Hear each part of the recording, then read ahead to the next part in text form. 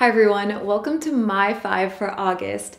This is a series where each month I share a green product, a slow fashion brand, a book or documentary, something new I've learned, and a blogger or YouTuber that I follow. So let's jump right in.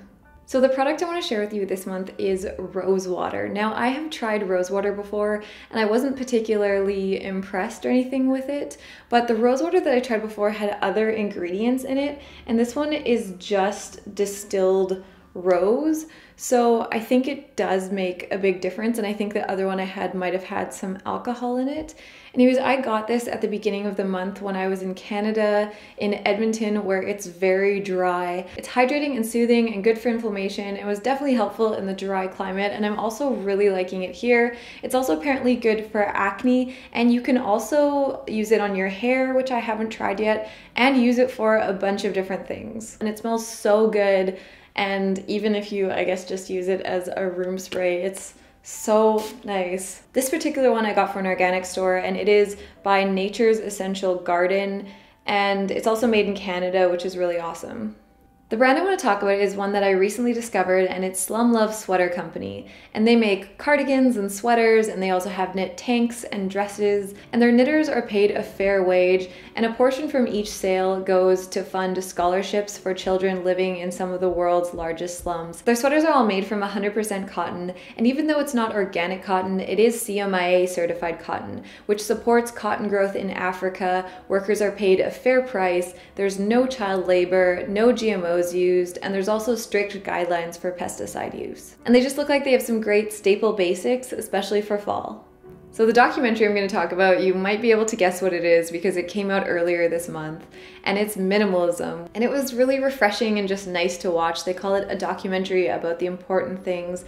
And it's just such a nice reminder that this consumeristic society is kind of crazy and that that's not where you find happiness. It's amazing to see how people's lives have improved with minimalism. And I also really loved how they talked about the sustainability benefits of minimalism, because I do think that that is a really important aspect. And I have a quick cameo in the documentary, and I'm so honored to be a part of it, and was just so flattered when they asked if they could use a clip from one of my YouTube videos. So definitely keep an eye out for that.